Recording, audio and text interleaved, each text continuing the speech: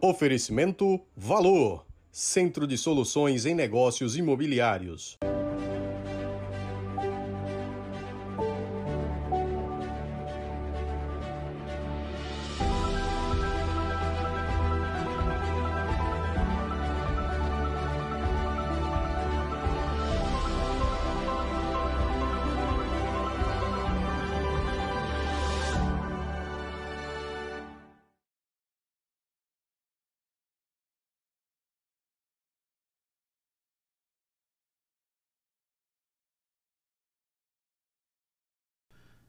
Olá, sejam muito bem-vindos a mais uma edição do programa Na Berlinda. Eu sou Nubem Bonfim e aqui na bancada o jornalista Wilker Lima. O nosso convidado de hoje é o vereador Ricardo Marques, pré-candidato a deputado estadual pelo Cidadania. Ricardo, tudo bem? Seja muito bem-vindo. Muito obrigado, Nubem.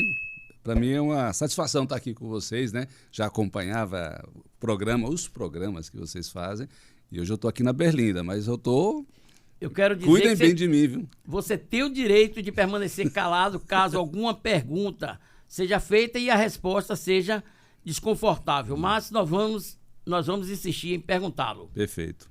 Tranquilo. Primeira pergunta: como foi essa história da pesquisa para governador Ricardo Marques na frente do senador Alessandro?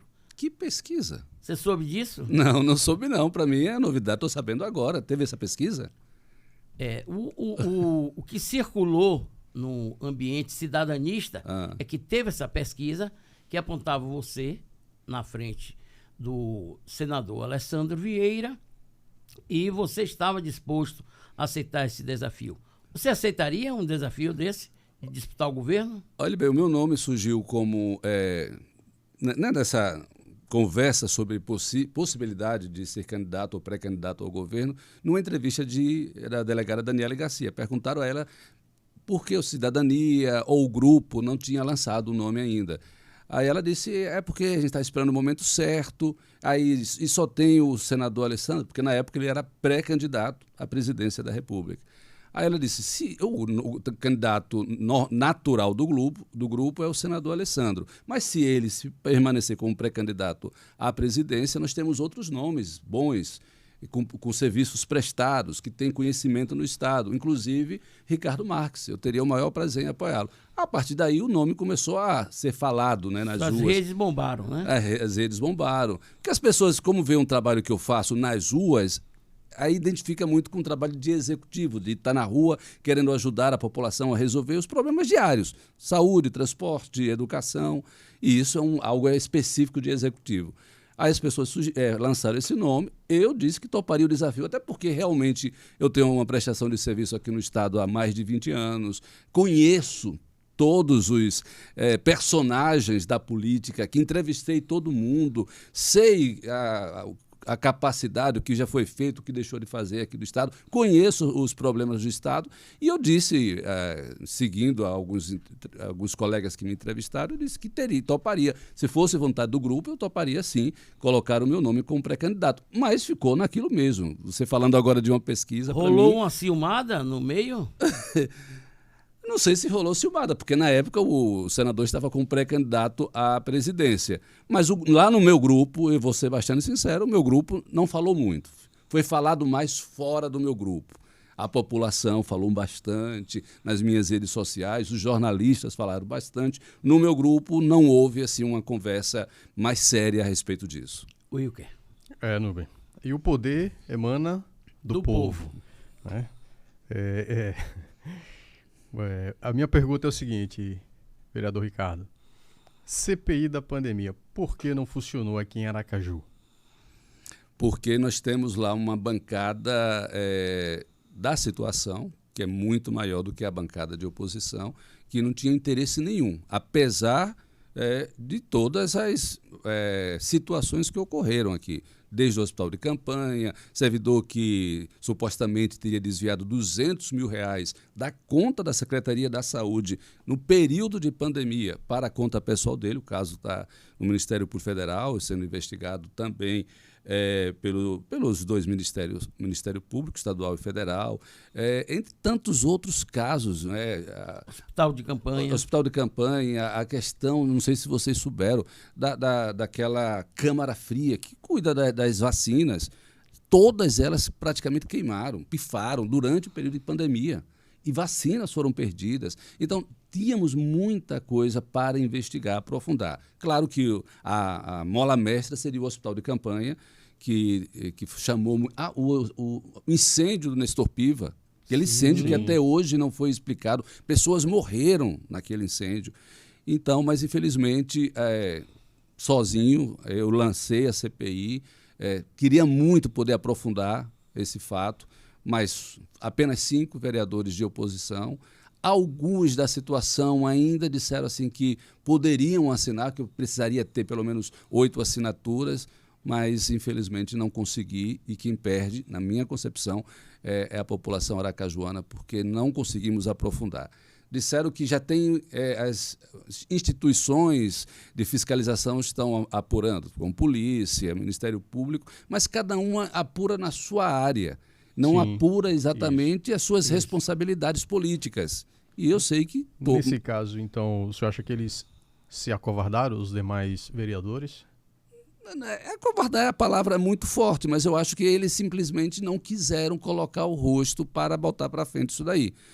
Se foi medo, se foi para fazer frente ou ser mais tranquilo com o prefeito, não quiseram causar algum problema com o prefeito, mas eu acho que perdemos uma grande oportunidade de aprofundar nessas investigações. Mas eu sei que não vai ficar por isso não, Wilker. Eu acredito que esses assuntos ainda virão à tona. Até porque, por exemplo, Nubem, o hospital de campanha, toda a celeuma do hospital de campanha, teve um personagem que pouco foi falado na imprensa. A gente falou das denúncias, do empresário, mas teve um personagem lá que era o responsável, o coordenador de licitação da Prefeitura de Aracaju, que foi afastado. Eu não sei se até hoje ele continua afastado, vou até verificar isso daí. Mas até o fim do ano passado ele estava afastado, mas recebendo dinheiro da Prefeitura. Continua recebendo. Continua recebendo. Que absurdo. Absurdo isso. E como não fazer uma CPI para apurar isso? O que é que essa pessoa tem de tão importante? Porque eu fico imaginando que afastado pela justiça e continua lá. Ele não é funcionário efetivo da Prefeitura. Ele é um cargo comissionado. Até então, que é coordenador de licitação, ele continua afastado como coordenador da licitação de Aracaju. Eu acho um absurdo. Ricardo, você tem se notabilizado na Câmara, principalmente por defender, né, um serviço público essencial eficiente na área da saúde, na área da educação, no transporte. E por conta disso, seu nome está sendo muito bem aceito pela população. Onde Ricardo Marques quer chegar? Todo o Aracaju, todo cidadão que nasce num local, ele quer ver aquele seu local se desenvolver. As pessoas aqui me conhecem como jornalista há mais de 20 anos aqui em nosso estado. Eu sempre cobrei muito aqui dos políticos, mas cobrava efetivamente mesmo, cobrava sem medo, cobrava não para colocar o político na parede, mas para trazer soluções para o nosso estado. Hoje a maior necessidade do nosso estado, hoje e era há 10 anos, é trabalho, emprego. As empresas que há 20, 30 anos chegaram aqui foram embora. Você verificar aí, você vê que muitas fecharam, Azaleia, Santista, você pode citar vários nomes aqui. A própria Petrobras. Petrobras fechou, o Carmópolis foi vendido agora recentemente lá. Ou seja, parece que o nosso estado não parou no tempo, parou mesmo. Diferentemente de Alagoas, né? Diferentemente de Alagoas, da Bahia, certo? São melhores do que a gente não. Mas tem alguma coisa aqui que travou o nosso estado. São os grupos que se revezam no poder, seria isso, Ricardo? Se tivesse revezamento, eu acho que não tivemos revezamento nos últimos 30 anos. E isso me preocupa muito. Cada um contribui de alguma forma, mas já contribuiu demais. Esse grupo que está aí, na minha concepção, já deu o que tinha que dar. Sabe? E o sergipano precisa. Nós sergipanos, e eu sou sergipano de Aracaju, eu me coloco nisso assim, às vezes a gente se acomoda demais. Não, tá bom, deixe como está. A gente está perdendo. Sergipe era para ser modelo para o Brasil em desenvolvimento econômico, social. Eu vou dizer um dado simples. Um dado simples, assim, pelo IBGE. Número de habitantes de Sergipe e de Aracaju, comparado, já que você falou de Alagoas, comparado com Alagoas, que territorialmente é um pouquinho maior do que Sergipe, mas não essas coisas todas. Sim. Alagoas e Maceió, em número de habitantes, cresceu muito mais, 3 vezes mais do que Sergipe e do que Aracaju. Maceió tem 1.300.000 habitantes, se eu não me engano, 1.200.000 habitantes. Há quanto tempo a gente ouve falar que Aracaju tem 600.000 habitantes? Há muitos anos, há muitos anos. O que está acontecendo? Nossos jovens estão indo embora. Não tem o que fazer aqui. A gente viu esse fenômeno durante pesquisa lá em Socorro, Exatamente. em 2020. Estão indo embora, procurar vencer na vida em algum lugar, ou em outro estado do Brasil, ou fora do Brasil. E quem vem para cá é pessoas mais já para descansar, depois de terem trabalhado, produzido fora, vem para cá para descansar. Mas o nosso estado, nossa capital não está crescendo. Isso é um dado simples de número habitacional, de populacional. Agora imagine, econômico, de emprego, de habitação, aí por aí vai. Por causa disso, que um dia eu disse assim, olha, eu já faço muito como político, como jornalista, e acredito que fiz muito trabalho aqui em Sergipe, e fiz um bom trabalho, tenho orgulho do trabalho que eu fiz como jornalista, e eu disse, é possível fazer também na política. Não é possível que aqui a gente vai ficar o tempo todo nessa mesma, né, nessa coisa mediana. Sim. E mediana, ela tem origem também numa palavra chamada de medíocre. O nosso estado, infelizmente, exatamente, o nosso crescimento é medíocre, é mediano. A gente precisa avançar mais. Eu coloquei para contribuir. E se eu puder chegar, finalizando a pergunta que você fez, chegar no executivo, seja municipal ou estadual, irei chegar. Agora, uma coisa eu tenho dito sempre, eu não estou aqui para passar 30 anos na política, não. Eu tenho um tempo, eu tenho uma meta específica de no máximo 15 anos. Se dentro desses 15 anos, que é mais ou menos 8 anos, que são 2 legislaturas e talvez um executivo, eu consegui bem, dei minha contribuição. Se não, tchau, bênção, volto para a minha profissão, que eu sou jornalista. 2024, Ricardo Prefeito, você aceita o apoio do Bloco? Se a população pedir, e se o grupo também achar que é possível, coloco sim. Tenho maior coragem, maior vontade para mudar. Eu vou dar um exemplo para você. Por que eu tenho essa coragem? Eu estive recentemente em Maceió para ver a situação do transporte público de lá, no Uber e Wilker.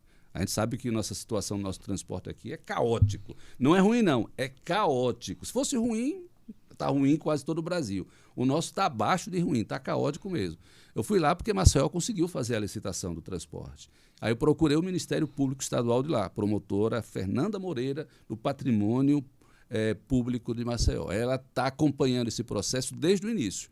E ela disse, Ricardo, nós passamos aqui durante 16 anos o processo para fazer a licitação. E foram 3 gestões, 3 prefeitos, Cícero Almeida, Rui Palmeira e o atual JHC. Eles conseguiram, cada um contribuiu de alguma forma e foi feita a licitação nos últimos 5 anos. E aqui, o por que edital não sai? Não sai. Mas o que aconteceu? Aqui é a mesma gestão, o mesmo prefeito, nesse mesmo tempo. Enquanto lá foram 3 e a coisa aconteceu, aqui é um só e a coisa não acontece. Deveria ser o contrário, né? Porque é o mesmo. Tivemos um hiatozinho ali, João Alves ficou no meio, mas não seria o João Alves que iria atrapalhar desde 2011 até 2022 ser feita a licitação. Então tem alguma coisa aqui em Aracaju que enterraram que a gente precisa desenterrar. Wilker, é que você desenterra aí uma pergunta apimentada. Não, sobre a bilhetagem eletrônica. Qual a sua opinião sobre esse tema em Aracaju? A bilhetagem eletrônica eu acompanho no mundo todo. Não era aqui. Eu estive em Paris em 2008. Olhe bem, 2008. Como jornalista, eu tinha condições de viajar pelo mundo, então trabalhar, fui diretor de jornalismo da TV Sergipe e lá já tinha bilhetagem eletrônica. O problema de Aracaju é que a bilhetagem eletrônica aqui foi colocada como modernização do transporte público de Aracaju. Isso. Foi feita uma coletiva numa segunda-feira para começar na terça. em ônibus velhos, sucateados, que às vezes nem pega, o cartão você não consegue passar, porque são sistemas diferentes.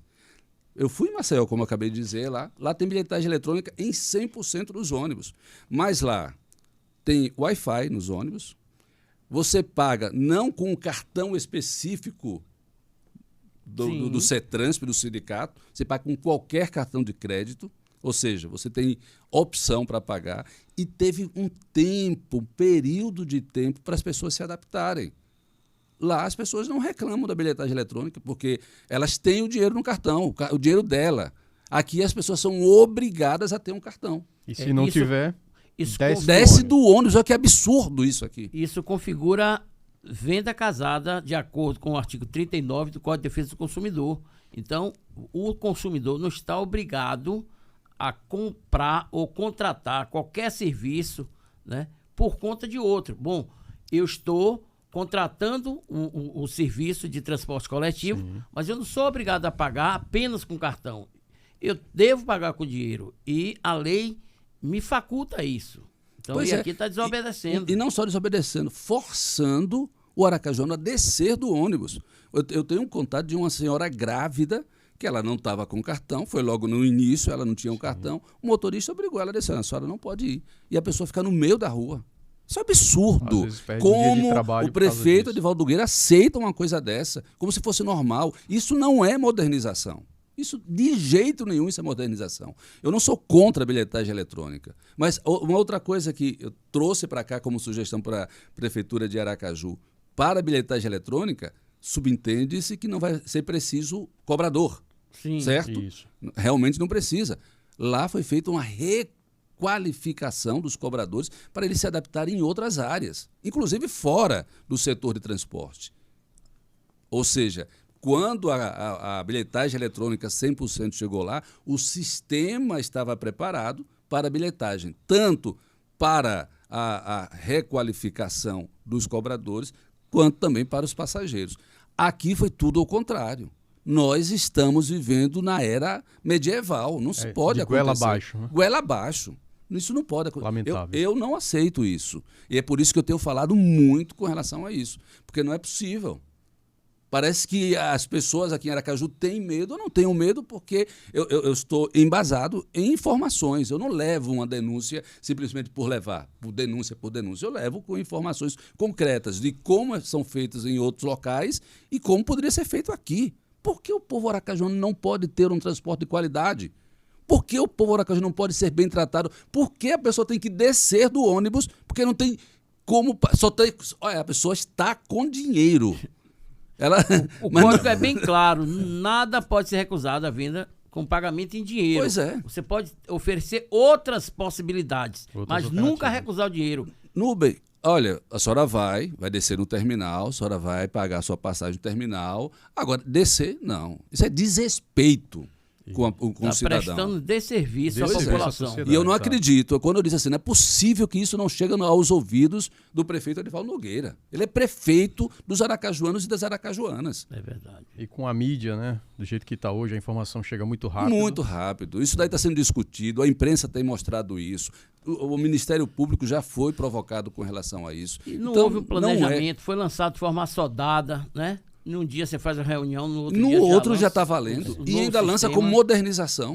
Como modernização. E o aracajuano ainda não tem essa cultura, né? Tem que chegar devagar. Tem um processo de adaptação. Tudo tem que ter processo de adaptação. 15 dias, 30 dias, 2 meses, mas não de um dia para o outro. Isso daí... Wilker, você sabe que o vereador Ricardo Marques, ele está sempre presente nas sessões. Agora... Sim. O deputado, já estou chamando de deputado. Opa! O vereador... Tá profetizando já, Nubem?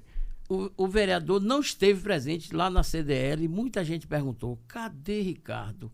Houve alguma treta, houve alguma discussão? Ricardo, por conta dessa tão propalada pesquisa para governador, por que você não compareceu ao evento que lançou o nome de do senador Alessandro como o governador do grupo? O senador Alessandro é o meu pré-candidato ao governador do estado. No dia eu não fui, estava preparado para ir, mas tive um problema familiar, avisei que não podia comparecer. Entre resolver um problema familiar e estar lá na cerimônia, no evento, eu preferi resolver o problema familiar. Ainda tentei chegar mais tarde, mas foi impossível. Mas ele é o meu pré-candidato a governo do estado, faço parte do grupo, quero fortalecer esse grupo, não por ser meu grupo, mas porque eu acho que a Sergipe precisa ter alternância de poder.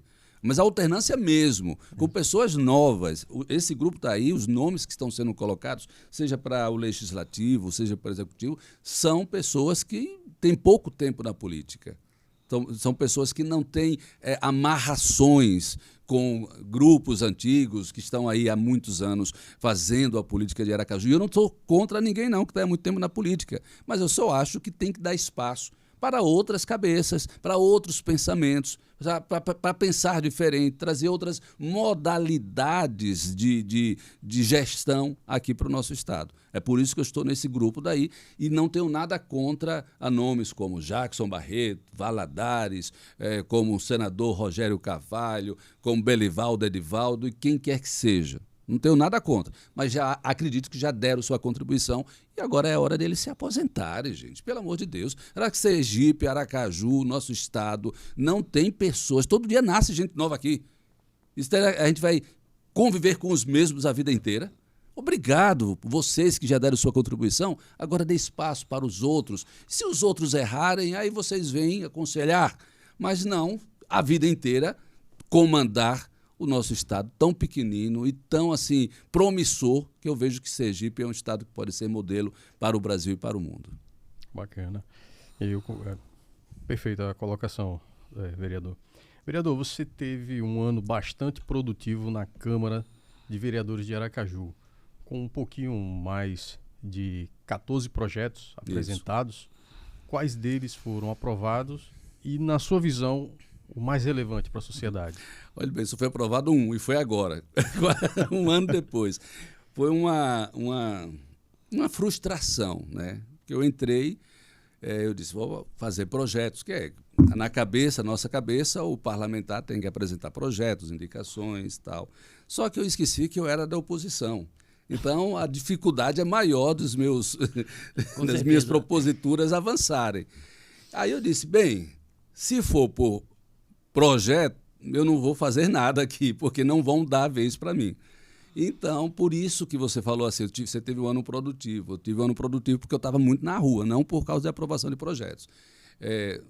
Um projeto meu muito importante, que foi bem na época da pandemia, foi o da Lei Municipal de Liberdade Econômica e o da desburocratização. Esse projeto é fenomenal, não porque eu estou apresentando, mas porque já existe em quase todo o Brasil, inclusive pelo governo federal, que na época da pandemia vinha ajudar, principalmente microempreendedores, empresários, pessoas do setor produtivo, a ficarem com menos amarras durante a pandemia para poder abrir os seus negócios ou manter os seus negócios. Para você abrir um negócio hoje em dia, aqui a gente tem aquele negócio, Aracaju, você abre o seu negócio no Sergipe ou em Sergipe em 6 horas.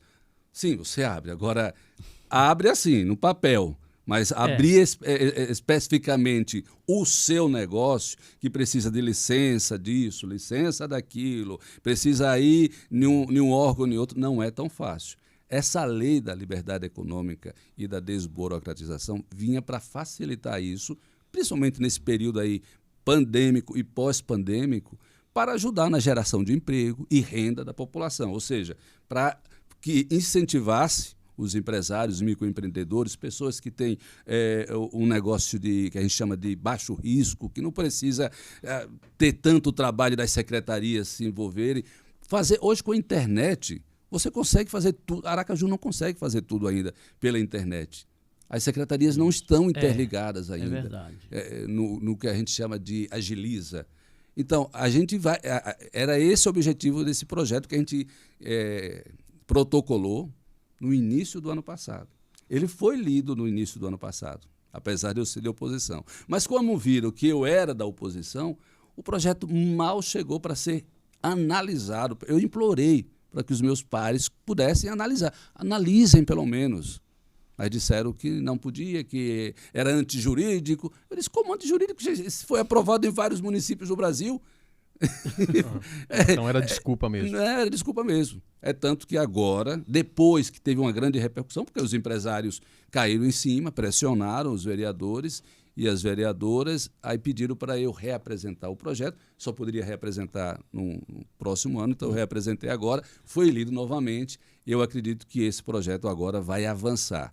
Em Aracaju, de lá para cá, a prefeitura fez um decreto municipal da lei da liberdade econômica, mas a gente quer tornar lei mesmo. Porque decreto é algo temporal e que a qualquer momento, na cabeça do gestor, ele pode tirar e tem o tempo também de validade do decreto. Além desse, o meu único projeto que foi aprovado, os 14, foi o projeto que obriga instituições públicas e privadas a terem bombeiro civil. Por que isso?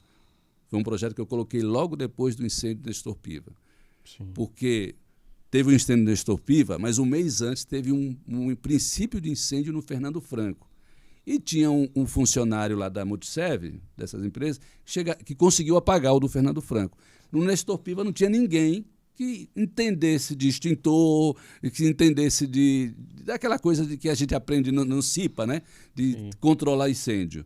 E aí esse projeto foi aprovado por unanimidade pelos meus pares já neste ano, onde obriga que tenha pelo menos um bombeiro civil nas instituições públicas e privadas de médio e grande porte para evitar que uma tragédia como aconteceu no Nestor Piva volte a acontecer.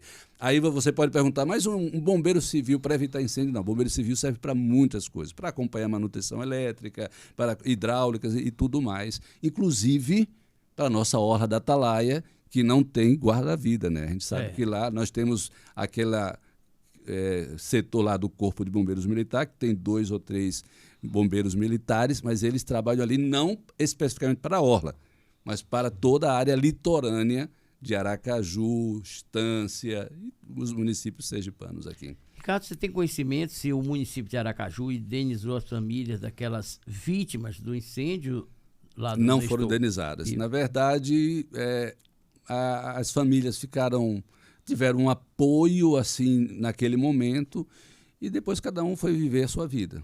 Essa foi a última informação que eu obtive, eu procurei, e cada um foi viver a sua vida, porque parece que no laudo saiu apenas que morreram de Covid.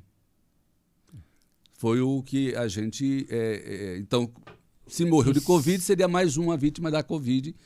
Quantas pessoas morreram de Covid em maio do ano passado? O incêndio agravou a Covid, quer dizer, e a causa é a Covid. A causa foi a Covid, não foi o incêndio. Na minha concepção, isso daí eu não sou técnico da área, mas ali foi um trauma que foi causado para aquelas pessoas que estavam no hospital. Elas foram obrigadas, retiradas às pressas de um local onde elas estavam internadas, ligadas a aparelhos para fazerem com que elas pudessem respirar.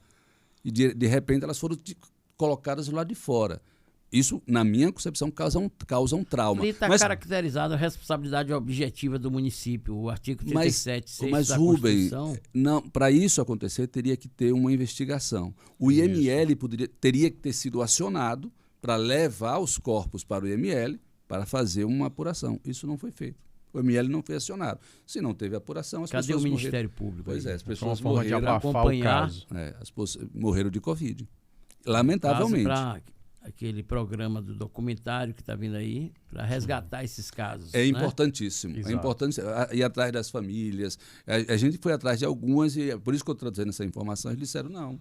A gente... E muitas quiseram esquecer também, porque foi um trauma, né? Foi algo terrível que aconteceu. Não só... A gente estava vivendo no ápice da Covid. Imagina. Todo mundo preocupado, aquela situação de respiração, e de repente veio o incêndio e causou tudo aquilo, aquela tragédia. Mais ainda, né, Nubem? Isso. Se a pessoa está ali no respirador e é tirada, arrancada por causa do incêndio, e aquela fumaça toda, lógico que aquela pessoa ela tinha que agravar mais ainda a questão da saúde dela. E, de uma certa forma, foi provocada a morte. Pois é, mas quem somos nós para falar isso, né, Wilker? Aí tem laudo técnico, dizendo isso. Não tem um laudo visível a gente percebe, mas infelizmente o laudo técnico tinha que constatar. Economizamos tempo, espaço e quando investimos em energia solar, economizamos dinheiro. Utilizando uma fonte de energia limpa, o sistema de energia solar inteligente é seguro e gera uma economia de até 90% na sua conta, com um aliado que se renova a cada manhã. O Sol. Colabore com o planeta e o orçamento da sua casa ou empresa. Ligue 3256-6085 e conheça todas as vantagens. M Solar, utilizando o Sol a seu favor. Matemática. Essa época do Nubem ano, gosta, o pessoal diz que não, político não precisa aprender matemática, mas todo mundo que eu encontro está com a máquina de calcular, está anotando, fazendo os cálculos, quantos votos. O Cidadania mantém 3 vagas lá na Lese, e Ricardo poderia ser um deles? Eu não sei, Rubem, Nubem, eu sou novo na política, só tenho um ano na política. Eu vejo todo mundo fazendo conta, realmente. Quando me chamaram para ser candidato a vereador, venha, Ricardo, que nós vamos fazer 5. Eu disse, vai ser esse, tal, você será o 5º. Eu digo, tá bom, vou lá. Eu queria ajudar, não estava com interesse de ser o político, o vereador. Queria ajudar o grupo, queria ajudar principalmente a candidata do grupo, que era a Daniele Garcia. Estava ali para ajudá-la. Então, eu seria o 5º. Para mim, estava ótimo. Né? Que legal, né? No final, só fizeram 2 e nenhum dos 3 primeiros que eles tinham colocado entraram. Então, entrou Sheila e eu. Nós tínhamos Lucas, né, Aribeck, que estava na frente, que já era vereador. Cabo Didi, né? Cabo Didi não, era Sargento Vieira. E tinha uma outra que também estava na liderança, que é a minha suplente, que era a candidata de Kitty Lima. Agora esqueci o nome dela, fugiu o nome dela. Mas eu seria o 5º, né, nessa história. Você topa ser o 5º lá da Lese? Eu topo. Nessa conta que acaba se ficando entre os dois, né? Por isso que eu disse assim, quando o pessoal disse assim, faz 3, eu disse, rapaz, eu não sei se... Eu acho que tem que acordar isso com a população. Uma curiosidade, de onde vêm os votos de Ricardo Marques? Quem foi esse eleitor que votou em você? São seus seguidores nas redes sociais? São aqueles fãs do Ricardo, apresentador da TV Sergipe? São aqueles que viram o Ricardo solucionar problemas que o poder público não resolvia e Ricardo cobrava, exigia e lutava por cidadania e no dia da eleição resolveu votar em você? Quem é seu eleitor? Pronto. Inicialmente, para a eleição municipal, esse foi o meu eleitor, que me acompanhava na televisão, que via o meu trabalho. Foi esse meu eleitor. Não foi eleitor de liderança, não foi nada. Foi esse eleitor que conhecia o meu trabalho de televisão e que me deu uma oportunidade. Eu acredito que agora, para a eleição de 2022, eu vou ter esse, que ainda acredita em mim, e eu vou ter aquele voto de pessoas conscientes, que analisam a política, que veem o trabalho que eu estou fazendo. Aquelas pessoas que se por elas não iriam votar. Sabe? Não vou. Como no ano de 2020 a legislação, o ministro disse que as pessoas não estavam obrigadas a votar, muitas não foram. Acho que tivemos um número absurdo de abstenções e as pessoas não foram votar. Então, eu acredito que agora, além das pessoas que me acompanham na televisão, essas pessoas mais conscientes, que estão acompanhando, que para elas tanto faz votar ou não, mas dessa vez elas vão querer votar porque estão acompanhando o meu trabalho, Nubem. Não são pessoas ligadas à liderança de bairro, nem liderança do interior. Não são. E sabem que, se eu estiver, em qualquer área que eu estiver, seja na Assembleia Legislativa, seja no Congresso Nacional, eu vou continuar fazendo esse trabalho, porque elas viram o mesmo trabalho que eu já fazia na televisão, das pessoas que votaram comigo por causa da televisão. E agora, além das pessoas que me viram na televisão, as pessoas que viram o meu trabalho na Câmara de Vereadores, como vereadores. Então, é esse novo público aí que está chegando, que eu vejo essa transição, inclusive, na minha própria rede social. A minha rede social, quando eu já tinha uma rede social grande, e eu pensei que eu ia perder depois que fosse entrar na política. O que aconteceu? Houve uma transição. Alguns deixaram, porque acompanhavam o jornalista, mas muitos outros chegaram. Minha rede social cresceu assim 30% depois que eu entrei na política. 30% depois que eu entrei na política. Então, são esses que eu acredito que irão continuar acompanhando e possivelmente votando no candidato ou pré-candidato Ricardo Marques. Perfeito. Mas a pergunta é, trazendo para a matemática também, Nubem? Agora eu quero aprender matemática de vocês aí, viu? Eu ainda não sei essa matemática, não. Lá no grupo o pessoal fica fazendo mesmo. Vai ter 10 mil, 15 mil votos, outro vai ter... Eles, como é que consegue ter 15 mil votos, gente? Eu não sei, não. É muito voto. Já pensou? Chega na hora... Eu seria o quinto. Aí, para eu ser o quinto, como na vereança, na eleição de vereador, eu teria que ter 5 a 8 mil votos. Era o que eles diziam. Eu tive 2.500. E fui o segundo. Eu estou preocupado agora. Vai ter 15 mil. Meu Deus do céu, como é que vai fazer isso? A Sheila gosta muito de ver Nubem, porque quando vê, é calculadora. Eu faço projeções em cima de estatística, não é? Não pode ver. Então faça aí a minha. Vamos fazer. Quero saber. A pergunta é, o Cidadania hoje apoia Daniele a Senado e tem o pré-candidato também a governo, Alessandro Vieira. Quem do Cidadania ou do Grupo Cidadania é forte e se não tiver, você faria essa composição para ajudar a federal, a vaga de pré-candidato a federal? Eu conversei isso há mais ou menos 4 meses na reunião. Eu disse que toparia, sim, se o grupo fechasse nesse sentido. Mas não houve um pensamento do grupo para isso.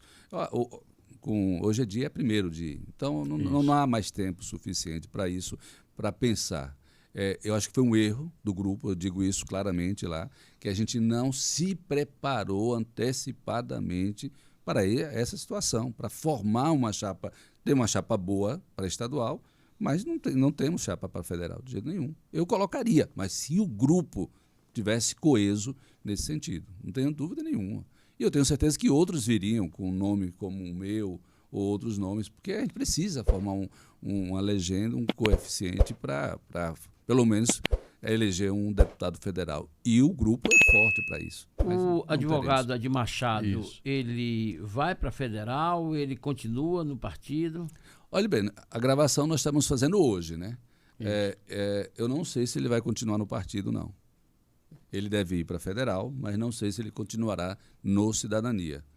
Isso daí, até segunda-feira, é que teremos uma definição. Talvez ele vá para um outro partido, mas deve ser candidato a deputado federal. Um bom quadro, na sua opinião, o Adi Machado? Adi Machado, sim. Eu acompanho o Adi Machado, o trabalho que ele fez, né, na Controladoria do Tribunal de Contas.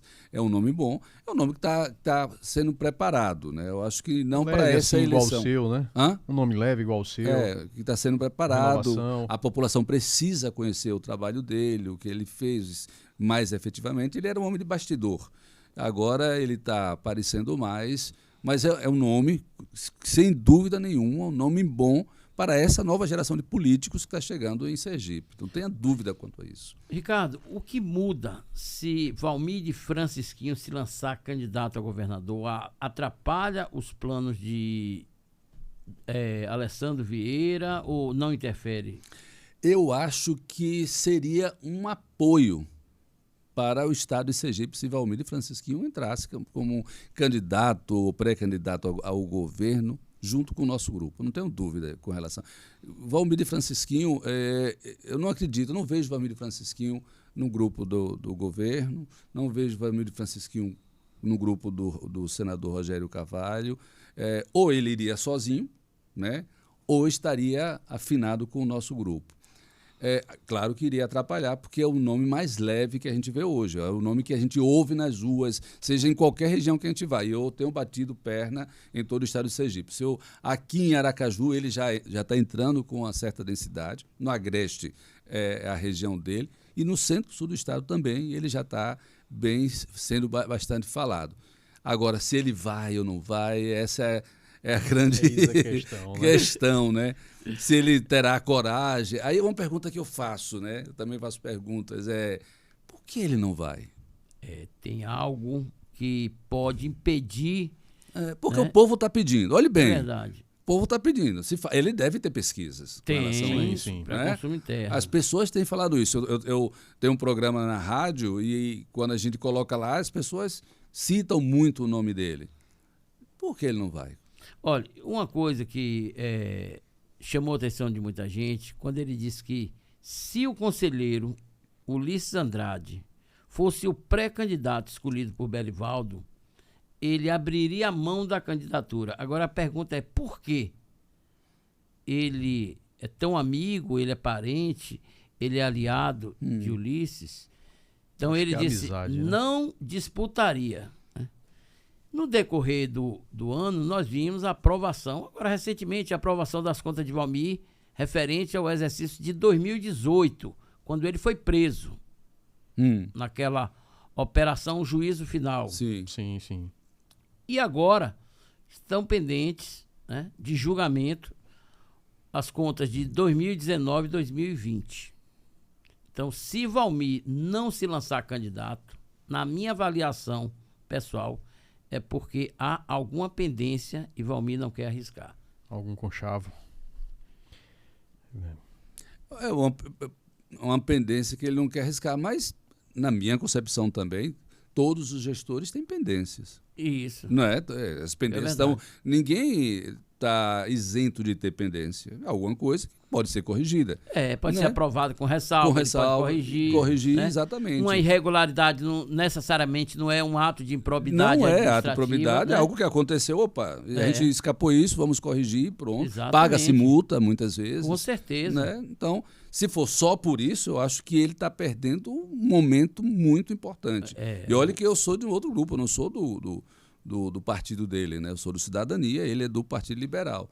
Que, por sinal, depois de toda essa conversa, parece que o Partido Liberal conseguiu fechar algumas candidaturas, né, Sim. importantes lá. Né? Exato. Isso. E aí o Valmir, inclusive, ele foi entrevistado por um repórter lá em Itabaiana, e naquela correria, dia de sexta-feira, aí o repórter chegou, ele estava de costas, o repórter bateu no ombro dele, Valmir, e aí você vai ser candidato? Todo mundo está dizendo que você é candidato a governo. E ele? Aí olhou para ele e disse, Valmir, mas aí você já não está preocupado com a máquina não? Ele, não, Adailton já consertou, já está lá fazendo o serviço.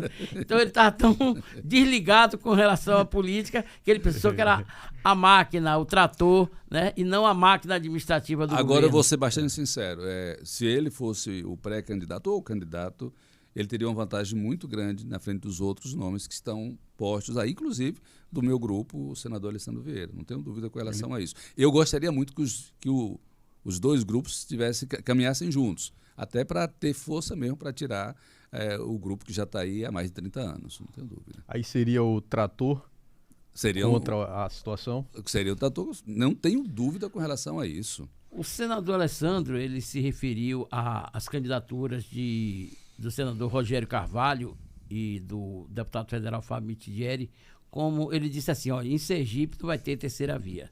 Sergipe vão ter duas vias. Uma é a minha candidatura e a outra é a candidatura da cobra de duas cabeças, porque tanto o Rogério quanto o Mitidieri, eles fazem parte do mesmo grupo, até outro dia eles estavam juntos, então eles não representam mudanças. Então, seria isso... A população acompanha isso. Isso é puramente verdade. Talvez Rogério tenha um desejo de ser governador e por isso colocou o nome, mas que todos sabemos que ele faz parte do mesmo grupo de Mitidieri, do mesmo grupo de Belivaldo, do mesmo grupo de Jackson há décadas. Então, não tem diferença nenhuma, não tem novidade nenhuma. Talvez seja uma vaidade dele querer ser ou estratégia, né? Ou estratégia, eu não sei, mas que é farinha do mesmo saco. Isso a gente acompanha, sabe, é só acompanhar a política. Como eu acompanho a política há mais de 25 anos aqui em Sergipe, eu vejo... Rogério foi secretário de Marcelo Deda, Isso. não é isso? Isso. Secretário de Estado da Saúde, Também. né? Sempre participou do governo de Jackson Barreto, participou até pouco tempo do governo Belivaldo Chagas, começou a sair do meio do ano passado para cá, que o grupo de Rogério começou a deixar o governo por causa da eleição.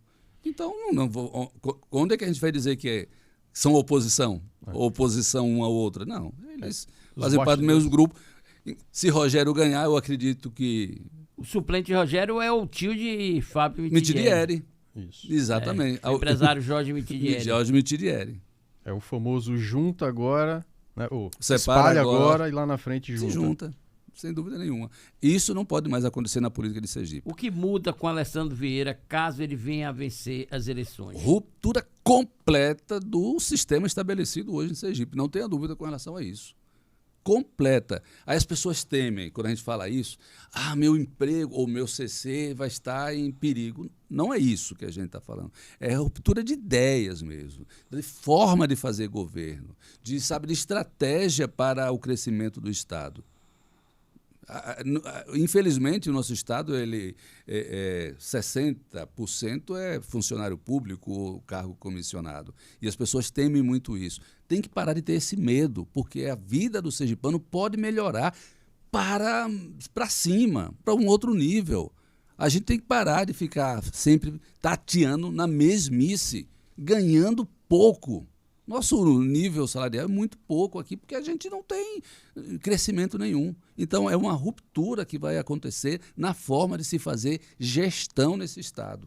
Não tenha dúvida com relação a isso. E eu estarei lá para fiscalizar e para cobrar, que é uma coisa que eu disse para a Daniele, quando ela era candidata à prefeitura. Eu disse, olha, se você ganhar, que tinha grande possibilidade dela ganhar, tanto que ela teve 110 mil votos, Edivaldo teve 140, então ela chegou perto para uma candidata recém-chegada. Eu disse, se você ganhar, não pense que eu vou lá tapar o sol com a peneira, não. Eu vou pegar no pé e vou cobrar do mesmo jeito, mesmo você sendo minha aliada. E no governo, se Alessandro ganhar o governo, vai ser cobrado tudo isso que ele fala. E ele é uma pessoa muito técnica. Ele está na política, mas ele é muito técnico. E é por isso que ele, às vezes, é muito cobrado, tanto de um lado quanto do outro. Né? Hoje nós estamos muito polarizados. Isso. Bolsonaro, Lula. Isso. Mas se vocês acompanharem a história dele, ele sempre criticou Lula e depois criticou Bolsonaro, por mais de que no segundo turno ele tenha dito que iria votar em Bolsonaro, ou estaria do lado de Bolsonaro. Então, as pessoas... Temos que pensar essa nova política, onde a gestão, a administração está além ou acima das ideologias político-partidárias. Certo. Ô, Ricardo, você falou aí de uma citação dele em 2018, que se polarizasse, segundo turno ele votaria, como ele fez, votou no Bolsonaro. Recentemente ele deu uma entrevista, ou foi no plenário do Senado, que... Não, foi no Roda Viva, corrigindo, Roda Viva. Se polarizar, ele vota no PT. Que mudança brusca é essa dele, dessa opinião dele? Como é que você avalia? Eu cobrei isso a ele, ele disse que não falou isso. Ele disse que não se ausentaria, não iria para Paris para não votar. Mas ele acreditava que até lá nós teríamos uma terceira via, uma opção para poder votar. Agora, independentemente se ele vai votar em um ou em outro, cada um do nosso grupo, Nubem, tem o seu pensamento. Lá, o bom disso Sim. é que você não é obrigado a pensar como sua liderança ou como seu colega, não. Cada um. Samuel Carvalho vota em Bolsonaro. Né? Ele diz isso claramente. Hoje eu espero que apareça uma terceira via. Hoje eu não voto nem em Bolsonaro nem em Lula. Não sei como é que vai ser lá na frente. Eu espero que eu não tenha que decidir, mas eu não vou ficar... sem votar. Lá é a transparência da cidadania. Exatamente, isso é importante. O senador foi muito cobrado com relação a isso. Ele disse para a gente lá que não falou isso, depois, inclusive, colocou o vídeo completo. Ele disse que não vota em Bolsonaro, mas não sairia do Brasil, acho que como o Ciro Gomes fez. Sim, foi para era Paris, uma referência a Ciro Ciro Gomes.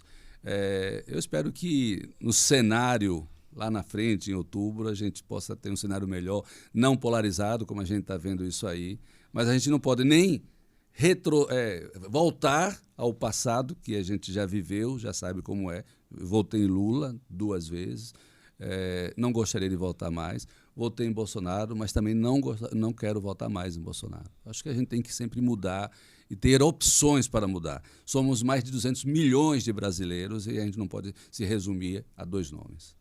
Certo.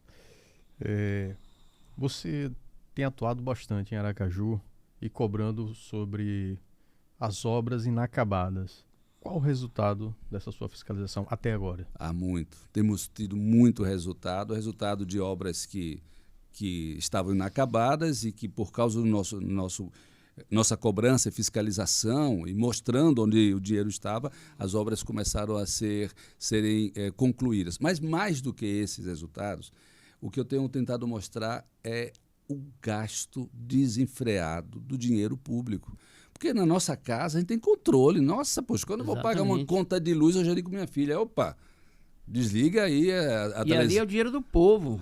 Parece que os nossos gestores não têm essa preocupação. Ah, não, manda refazer, faz de novo.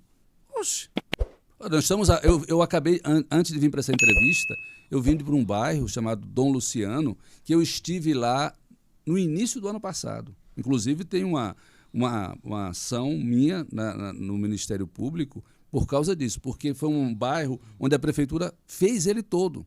Foi um período eleitoral, ficou lindo. Não vou negar não, ficou lindo. Um mês depois a Desio foi lá e abriu do bairro todo. Eu digo, como é isso? Ah, não, a culpa é da Desio, a culpa é da Desio. Eu disse, e quem tem um contrato com a Desio aqui de 30 anos? A Prefeitura de Aracaju. Se a Prefeitura de Aracaju tem um contrato com a Desio de 30 anos, a Prefeitura não senta com a Desio para saber como é que vai ser feita essa obra, não.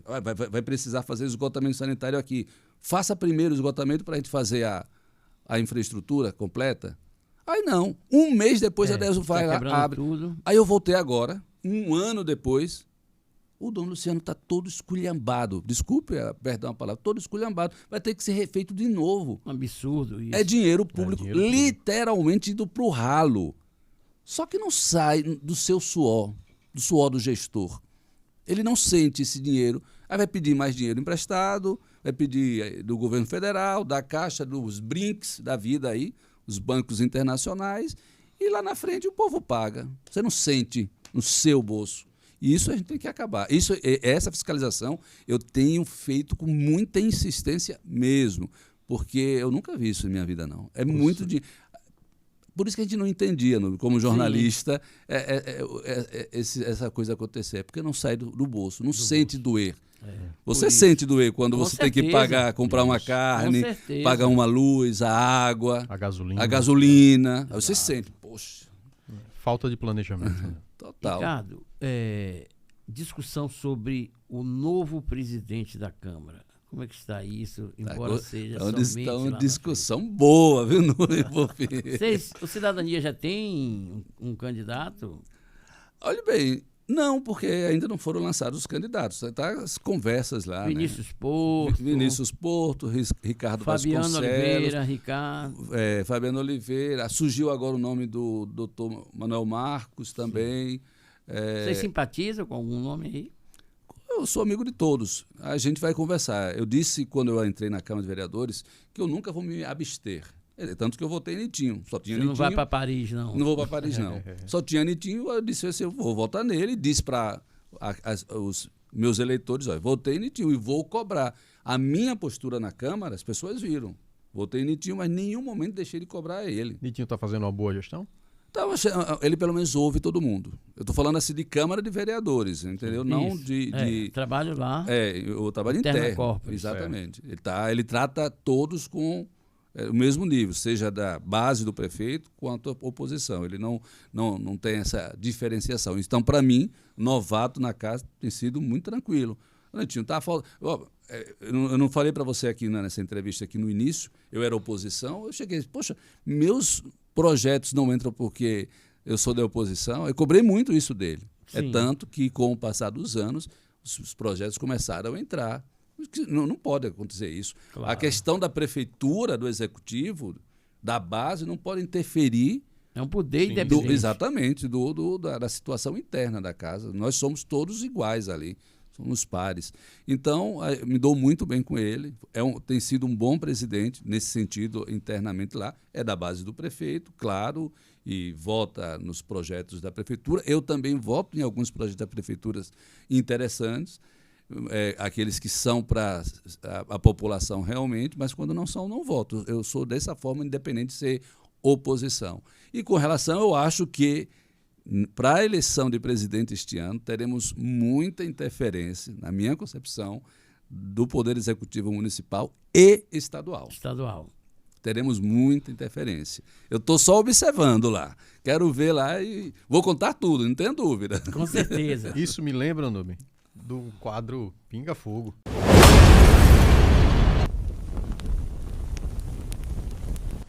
Agora é hora do quadro Pinga Fogo. Jair Messias Bolsonaro. Era a esperança da população, sabe? A gente veio de um partido, de uma gestão desastrosa da época de Dilma, e todo mundo acompanhou, e a gente teve a esperança. O Brasil teve esperança, tanto que ele ganhou. Mas a forma como ele lida com os jornalistas, como ele lida como presidente da República na pandemia, a pandemia era no mundo todo, ele não poderia simplesmente colocar ideologia, dizer que não ia fazer, porque ele era o nosso líder. Líder tem que estar na frente. Não acredito na vacina. Sim. E ele é o nosso líder ali. Eu sou vacinado desde pequeno. Eu tenho que acreditar. São os médicos que estão falando. Ele, como nosso líder, ele não poderia entrar nessa jogada política numa pandemia. Então, por causa disso, assim, eu tinha muito mais esperança e eu perdi essa esperança. João Dória Júnior. É um empreendedor, um empresário. Eu acredito que pode levar em São Paulo e ter feito uma gestão interessante. Edivaldo Nogueira. Uma gestão política ainda. Ele ainda não consegue separar a administração da política. Isso faz com que a gestão dele seja mediana. Josenito Vitali, o presidente Nitinho. Trata bem todos os pares da casa. Governador Belivaldo Chagas. Coronel. Daniele Garcia. Nossa futura senadora. Vereador Ricardo Marques, nós queremos agradecer aqui por sua participação, uma entrevista bastante esclarecedora, desejar toda a sorte do mundo na sua caminhada agora nas eleições de 2022 e quero parabenizá-lo em nome do programa Na Berlinda pelo seu trabalho na defesa dos interesses e direitos da população aracajuana. Muito obrigado, estou muito feliz de estar aqui e participar. Realmente na Berlinda, você tem que ter raciocínio rápido para responder. E até a próxima. Estou à disposição aqui, porque eu acho que é a hora de mudar a política, e a gente só muda a política com novos pensamentos e com posicionamentos firmes. Wilker, seu recado para os nossos seguidores? Bom, vai lá, deixa o seu like, comenta, compartilha também lá no nosso Instagram, R3Cast, né? E no TikTok. Isso, muito bom. Então nós vamos encerrando aqui mais uma edição do Na Berlinda e na próxima semana estaremos de volta. Um abraço a todos. Tchau.